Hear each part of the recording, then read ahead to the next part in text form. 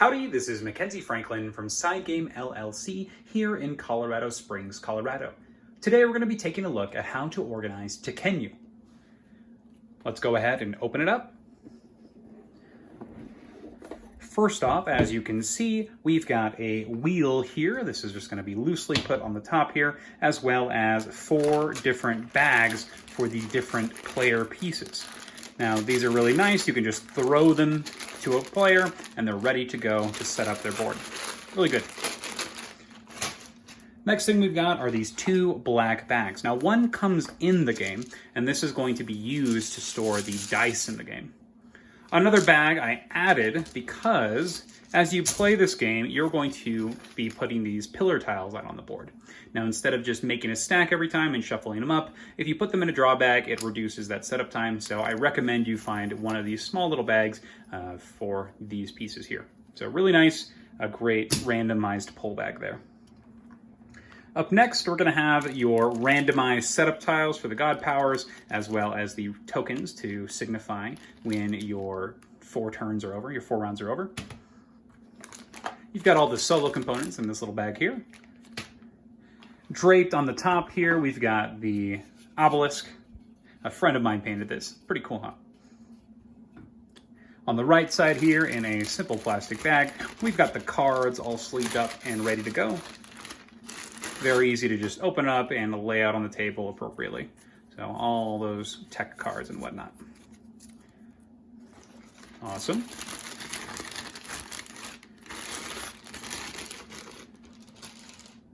Up next, we got our silica gel packet, obviously. Keep everything nice and dry. And on the left side here, we've got all your resources. Now, for these resources, I use the Dollar Tree bins. Now, these are 10 for $1, and they simply go right under like that, and they're ready to go on the table, already set up. So I really like these. I vastly prefer them over paper bags. And because of the square-like nature of these bits and just the amount of them, it's a little bit harder to put them into a large organizing tray. But I think these work really nicely, as you can kind of put them in a easily accessible area, and you can pass them one at a time if somebody needs to gather a lot. So I like these for this game in particular because there's not a lot of different resources. So speaking of resources, we've got our bread in one, we've got our paper in one, we've got our faith tokens, our scribes, and then our onyx and our granite, I believe. Sorry, granite and limestone. Underneath here, we have the 4 player boards, and then the main board.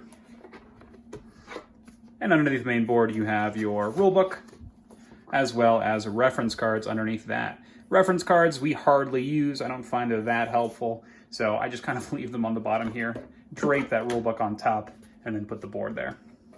While we're on it, let's go ahead and put things away. So we've got those player boards. We'll slide on top of the game board. We've got the obelisk. We'll put at the top here. We've got the square containers that we'll kind of put on the side like so. We've got our cards, kind of wrap up like this and put them like that. You've got your pillars, you've got your dice, you've got your player components,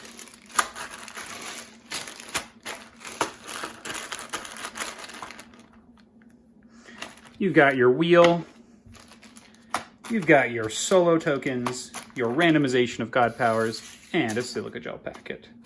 And with that, everything is snug. We've got no lid lift, and we are ready to play Tehkenu. If you have any questions about what you see here, please leave them in the comments below. If you have any ideas of what you'd like to see organized, please let me know. I hope some of you found this useful. Thanks so much for watching. Side Game Strong.